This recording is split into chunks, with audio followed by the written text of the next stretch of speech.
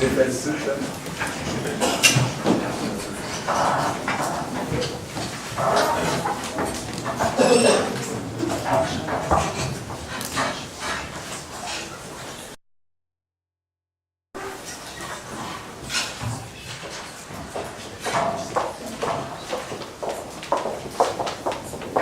Bonjour, excellent. Bonjour, Léonie. Bonjour.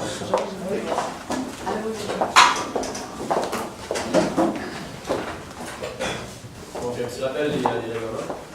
Chaque équipe dispose de 20 minutes afin de présenter son cas au juge. J'afficherai les cartons pour les 10, 5, les 10 dernières secondes vont être affichées avec mes mains tout simplement. Si vous n'avez pas terminé votre présentation après 20 minutes, je vais être obligé de vous couper pour la période de questions encore au juge, qui est à 5 minutes. Je ne vais pas dévoiler le nombre de l'université ou du niveau tout simplement. Les juges vont maintenant se nommer pour commencer le temps de donner. Bonjour, je m'appelle Christopher Provençal, je suis consultant en intelligence d'affaires. Bonjour, David Charon, gestionnaire de projet. Marc-André Fontaine, vice-président marketing. Les entreprises partagent tous une même vision, de mêmes objectifs. Et c'est avec l'aide de tout le département et en regardant dans la même direction qu'ils réussiront à les atteindre. Pourtant, la plupart des entreprises n'arrivent pas à véhiculer ces mêmes visions, ces mêmes objectifs. Pourquoi? Car ils oublient beaucoup trop souvent l'importance des systèmes d'information de gestion. Ces systèmes permettent à toute entreprise de communiquer, de savoir en temps réel ce qui se passe à l'intérieur de chacun des départements. Nous sommes Newtech, une firme d'experts en système d'information de gestion, composée d'Alex Leblanc, Léonie Comtois et moi-même, Emmanuel Boutin. Aujourd'hui, nous sommes ici pour répondre à votre mandat, une problématique soit de proposer des améliorations concrètes au processus de gestion de projet TI lié à l'usage de différentes méthodologies, de démontrer l'efficacité de notre proposition et ensuite d'identifier une classe de solutions logicielles pour un nouveau projet corporatif. Pour ce faire, nous allons tout d'abord faire l'analyse de vos systèmes, vous présenter notre stratégie, un plan de mise en œuvre et une vision d'avenir, et puis nous terminerons par une période de discussion. Donc, pour commencer l'analyse, pour le faire, nous allons utiliser le schéma que vous voyez au tableau. Donc, laissez-moi vous introduire au schéma. Premièrement, il est divisé en deux parties, soit l'extérieur de votre marché et l'environnement des systèmes d'information à l'intérieur de votre entreprise. Donc, la délimitation est faite par l'encadré autour des systèmes d'information. Commençons par le bas. Premièrement, vous avez un intrant, dans votre cas, la demande de service d'un client, qui va ensuite aller au département des achats, qui va décider si il juge nécessaire ou non d'acheter de nouveaux périphériques ou de nouveaux équipements pour souvenir à ce besoin. Ensuite, vous allez voir la production, qui va en fait être vos programmeurs, donc programmer le besoin ou le service dont le client a besoin. La maintenance, qui est vraiment plus aux administrateurs de serveurs, qui vont s'occuper que tout est bien fonctionnel en tout temps. Finalement, vente, service à la clientèle, c'est ce qu'on va appeler ici votre chaîne de valeur. Donc, divisé en deux parties, achat, production et maintenance, votre chaîne logistique, et vente et service à la clientèle, votre chaîne de vente. Une fois le processus l'intrant du début à la fin, on va se retrouver avec un service sur le marché. Donc, pour soutenir tous ces processus, donc pour soutenir notre chaîne de valeur, nous allons avoir trois grands départements, le marketing, la comptabilité et la gestion de ressources humaines.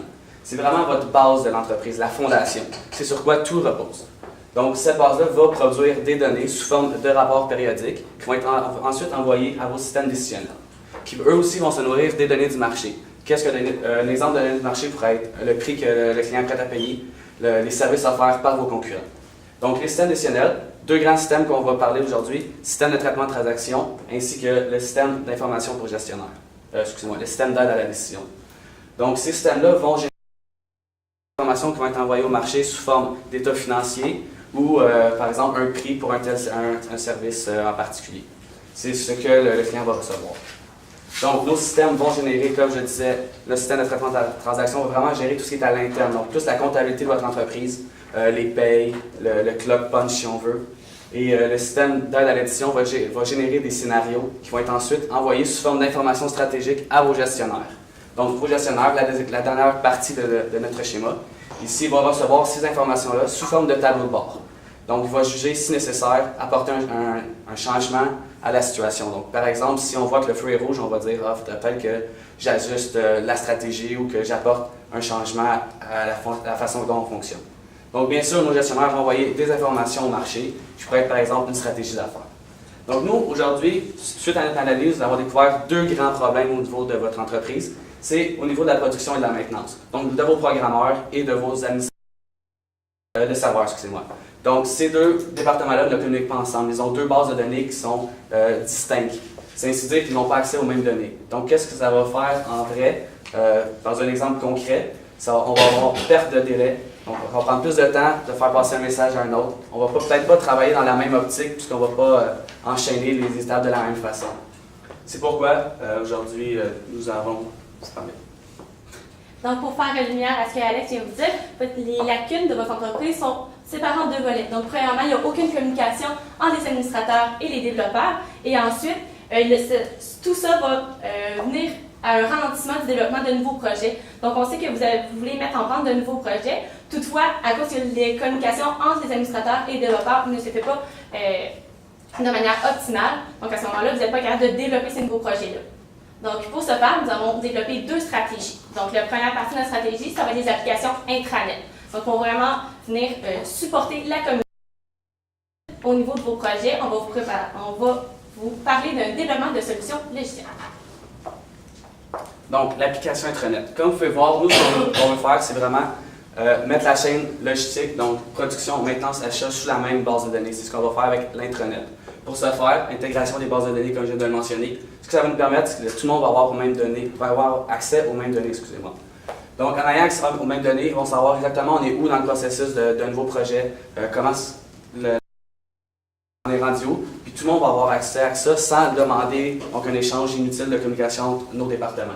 Ensuite, on va diminuer les délais de cette façon-là, puisqu'on va travailler de façon beaucoup plus efficace, premièrement, et en ayant accès, on n'aura pas, comme je le mentionnais, un échange de messages ou des pertes de données qui ne seront pas, qui sont inutiles. En fait. Et de cette façon-là, on va pouvoir travailler dans un objectif clair, puisque tout le monde va se focuser sur vraiment avoir le même objectif en tête, puis on va trouver une façon d'arriver le mieux, comment je faisais ça, on va trouver la meilleure façon d'arriver à nos fins, dans le fond, en reliant nos programmeurs avec nos développeurs et notre maintenance, en fait. Ensuite, l'implantation d'un CRM, c'est vraiment plus tard dans l'intranet. Nous, ce qu'on veut faire, c'est connecter aussi la chaîne vente avec notre chaîne logistique pour vraiment comprendre le besoin de notre client. Donc, on va faire ça en implantant un logiciel de gestion de relations clients. Donc, maintenant qu'Alex nous a présenté le côté plus technique de l'application, concrètement à quoi vont ressembler les applications. Donc ici, c'est un exemple d'interface auquel va avoir accès vos développeurs ainsi que vos administrateurs de système. Donc comme on peut voir, sous l'onglet « Mes projets », ils vont avoir accès à chaque projet auquel ils participent. Ici, on utilise un code de couleur pour noter l'avancement des projets. Donc par exemple, en vert, ça veut dire que le projet va bien, on a assez d'avance, on va rentrer dans nos délais. Par exemple, le projet 2 qui est en jaune, c'est qu'on est dans les temps pour le moment, mais on n'a pas beaucoup d'avance sur le projet. Donc, ça se peut qu'on manque de temps et qu'on ne réussisse pas à livrer le projet dans les temps. Finalement, le projet 3, on est clairement en retard, donc il est en rouge. L'application intranet va permettre de générer des rapports qui vont envoyer ces informations-là aux gestionnaires qui, eux, vont pouvoir venir corriger la situation. Donc, par exemple, dans un code rouge, on va pouvoir réaffecter du personnel directement sur le projet, revoir comment on a distribué les tâches à notre personnel pour maximiser l'efficacité et essayer de rentrer dans les temps.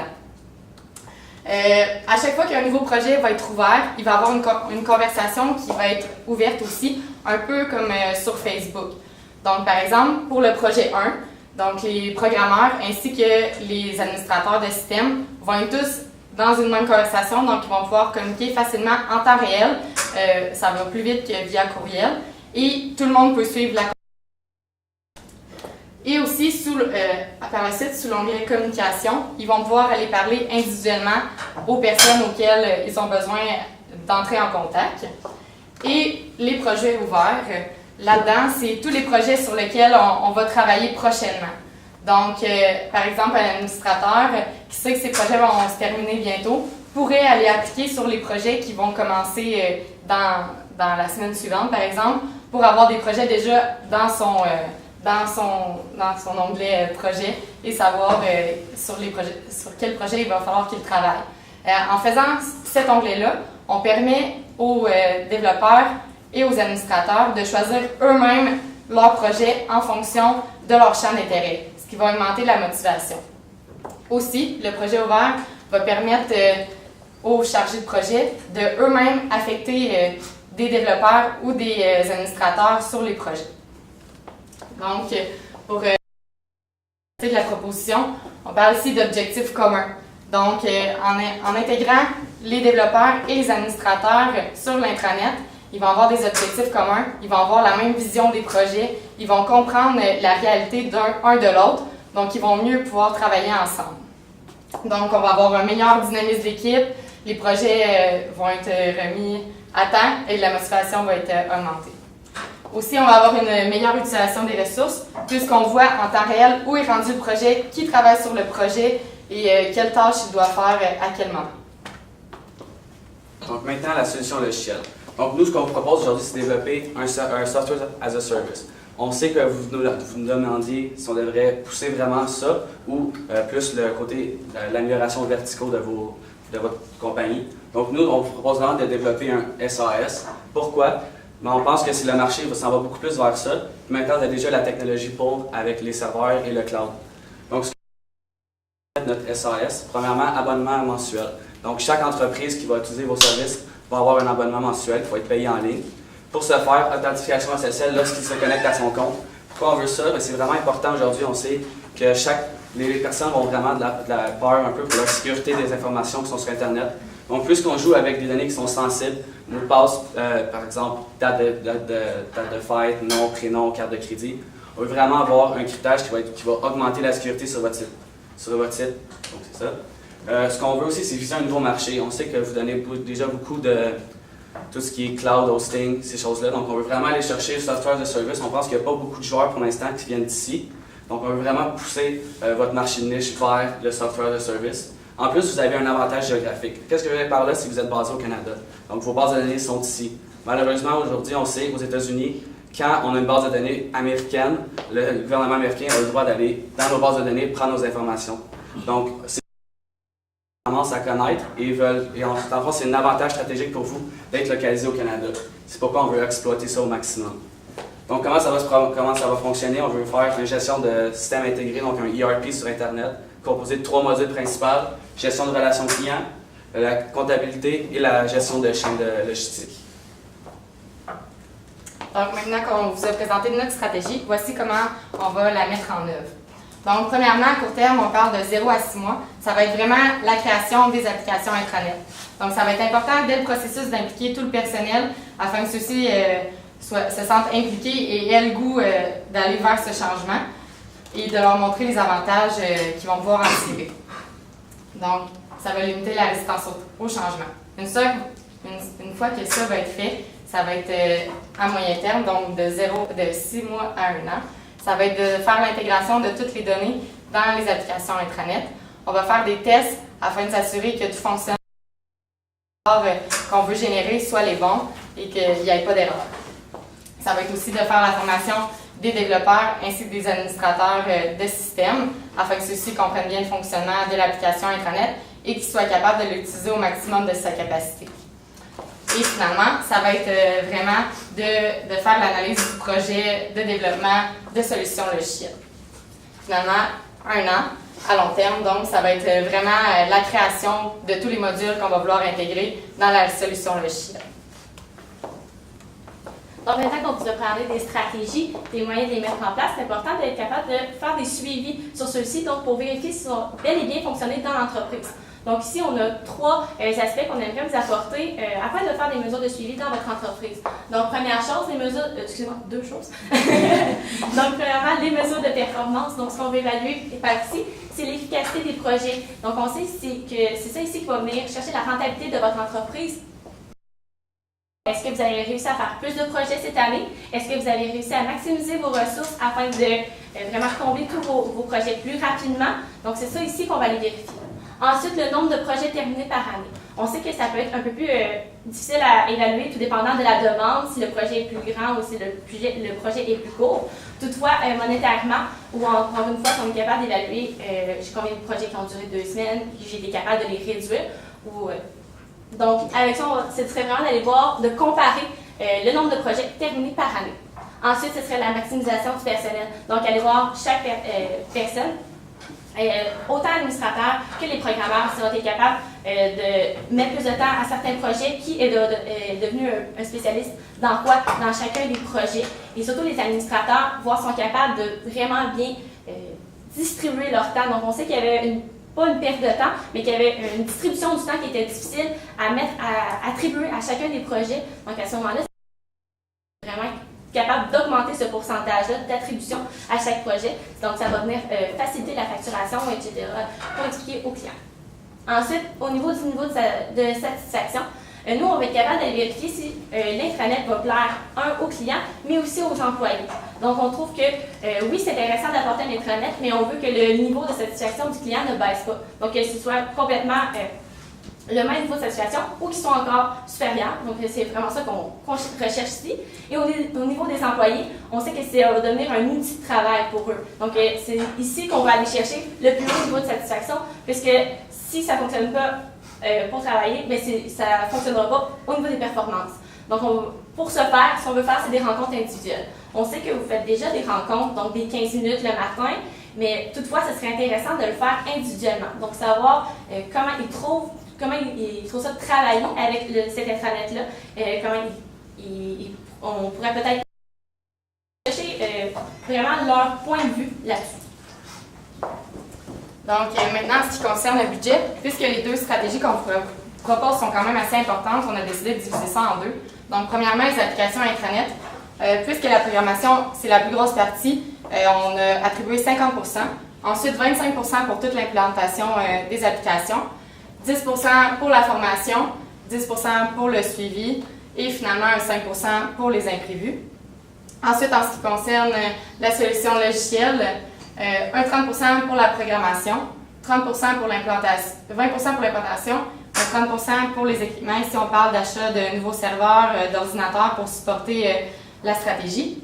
Finalement, pour la promotion, donc d'aller voir nos clients, de leur montrer tous les nouveaux produits qu'on va offrir.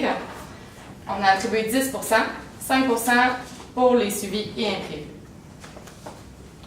Donc, comme je l'ai montré au début de la présentation, vous aviez donc qui était la production et la maintenance, ça ne parlait pas. Donc, vos programmeurs ainsi que vos administrateurs de serveurs ne communiquaient pas et n'étaient pas sur les mêmes bases de données. Aujourd'hui, ce que nous avons proposé, c'est d'intégrer le tout. Donc, intégrer la chaîne de logistique, intégrer la chaîne de valeur sous la même base de données, donc une base de données qui communique entre elles.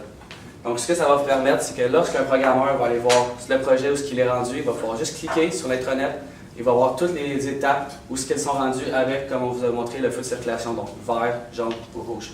Donc, ça va vraiment augmenter ici notre efficacité, autant en programmation qu'en création de projet. Donc, tout le monde va travailler dans un but commun.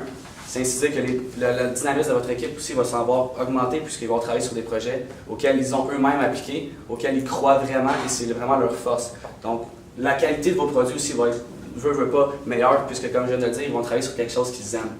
Donc, c'est vraiment un des gros avantages de notre stratégie aujourd'hui. Donc, maintenant, c'est ça. Donc, nous allons préparer pour vous certaines perspectives d'avenir concernant votre entreprise. Donc, premièrement, ce serait l'ajout des modules. Donc, on sait qu'on vous avait proposé ici un logiciel. Donc, ce serait peut-être de rajouter une gestion de relation des employés. Donc, on sait que vous avez une clientèle qui est mondiale et ça peut être quelque chose qui est très recherché par certaines entreprises. Donc, à ce moment-là, de développer ce module-là, ça pourrait être très intéressant donc de créer des clients potentiels à ce niveau-là. Deuxièmement, ce serait la certification Microsoft Dynamics. On sait que vous avez déjà des certifications avec Microsoft, donc vous avez déjà 3, si je ne mélange pas. Donc à ce niveau-là, ce serait très intéressant d'aller chercher cette certification-là, donc d'apporter cette branche-là dans votre entreprise. Donc ici, on irait chercher une diversification des produits et donc des clients potentiels à ce niveau-là.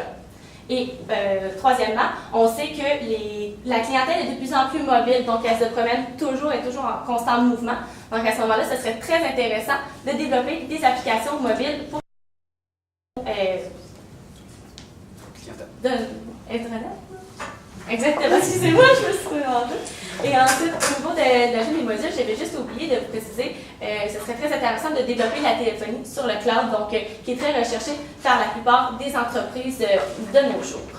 Donc, nous avez présenté un mandat clair, nous sommes Newtech et nous sommes maintenant prêts pour une période de discussion.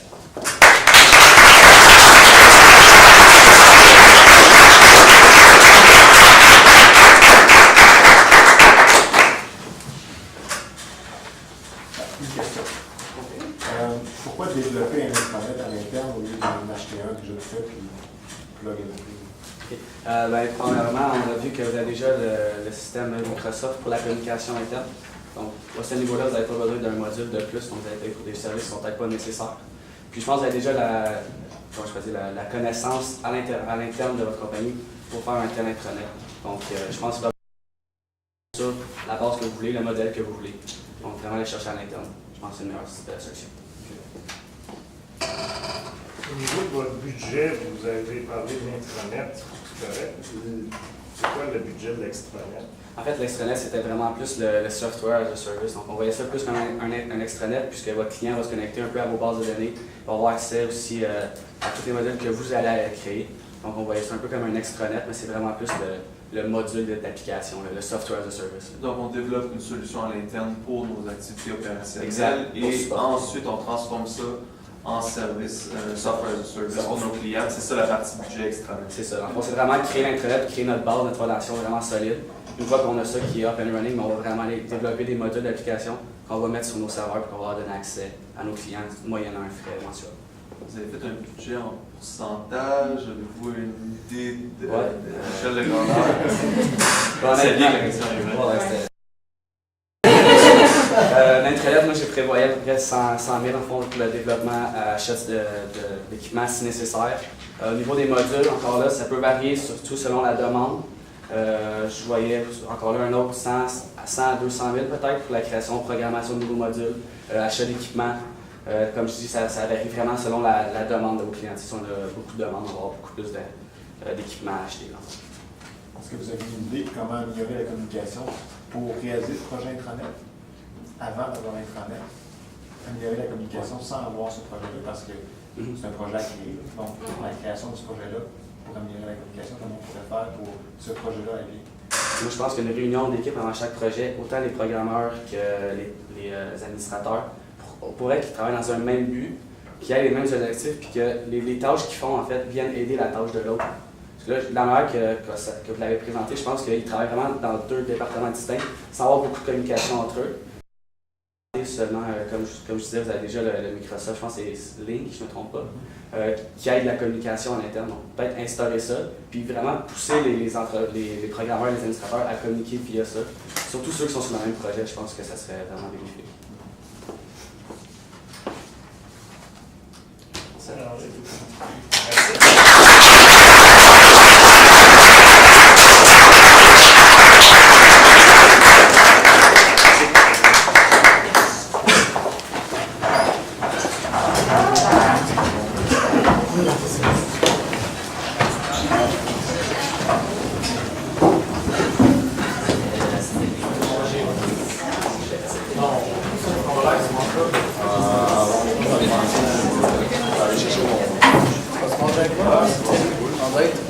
Moi, c'est ça. Moi, je suis pas contre. En fait, mon frère, je suis